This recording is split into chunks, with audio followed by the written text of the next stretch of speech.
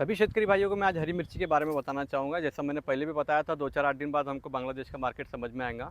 तो 2-4-8 दिन के बाद बोले तो अभी बांग्लादेश का मार्केट, वहाँ का लोकल का माल बहुत ज़्यादा आ रहा है और उनका लोकल का माल ही 30-40-50 रुपये तक बिक रहा है। तो यहाँ से अपने यहाँ से जो माल जा रहा है, तो मुझे नहीं लगता यहाँ से अब बांग्लादेश इतना माल जाएगा, क्योंकि बांग्लादेश में लोकल का प्रेशर भी ज़्यादा है और अपने यहाँ का माल जाकर वहाँ कम रेट में ही बिक रहा है।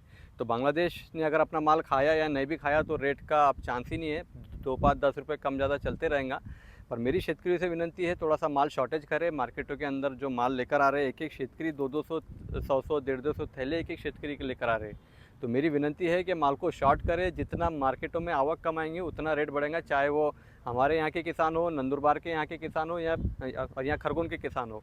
अगर ये तीनों किसान मिलके अगर माल का शॉर्टेज करे, मार्केटों में अगर माल की आमदनी कम हो जाए, तो अभी भी यूपी में, दिल्ली में, बंगाल में थोड़ा बहुत माल अच्छे रेटों में बिकेंगे और अपने को भी अच्छा रेट मिलेगा। पर माल की प्रेशर की वजह से हो रहा है।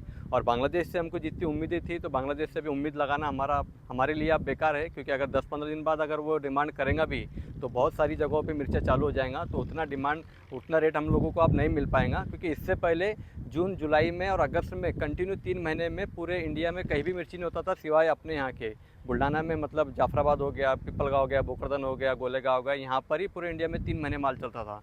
पर अब ऐसा हो गया, 1 महीना बारिश लेट आने की वजह से हमारा माल लेट आ गया। हमारा माल लेट आते आते सभी का माल आना चालू हो गया। और बांग्लादेश में भी वहाँ पे बारिश पहले गिरा, बाद में नहीं गिरा, वो चक्कर में बांग्लादेश में भी अब उनका लोकल माल अच्छा होने लग गया। तो मेरी शेतकरी से विनती है कि बांग्लादेश से आस लगाना भी हमारे लिए कोई फ़ायदे का नहीं है। बस अगर शेतकरी किसान अगर एक हो जाए तो वही हमारे लिए बेस्ट है। आवक का प्रेशर कम करे। बुधवार के दिन आवक का प्रेशर कम था तो 35 रुपये तक के रेट गया था। दूसरे दिन आवक का प्रेशर आ गया तो 25 रुपये तक के रेट आ गया। अब ये शेतकरी को फैसला करना पड़ेगा, किसानों को फैसला करना पड़ेगा कि तुम किस रास्ते पे चल रहे हो। देखो, व्यापारी इसके अंदर कुछ नहीं कर सकता। जो मार्केट में माल आ रहा है वो आगे जाके कम भी बिक रहा है। कोई मार्केट में मिर्ची को लेके अभी कोई डिमांड ही नहीं है। अगर डिमांड बढ़ाना ये किसानों के हाथ में है।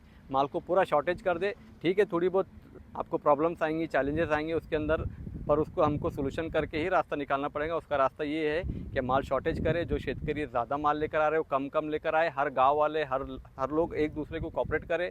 अपना अपना जो भी शेतकरी उनको समझाए, चाहे वो अपने यहाँ के हो, नंदुरबार के और खरगोन के। अगर ये 3 लोग मिल गए तो मिर्ची में 10-15-20 रुपये बढ़ना कोई बड़ी बात नहीं है। आप बांग्लादेश को से हमारे को आस लगाना बेकार हो गया। तो मेरी सभी शेतकरी से विनती है कि आने वाले समय में जैसे ही अगर मार्केट को लेकर अपडेट मिलती है कि चांसेस रहेगा नहीं रहेगा, तो आपको पहले ही 2-4 दिन पहले बता दूंगा। पर अभी का अपडेट यही है कि मिर्ची के अंदर रेट बढ़ना आप थोड़ा मुश्किल है। अगर बढ़े भी तो 2-5 रुपये कम ज़्यादा चलते रहेगा।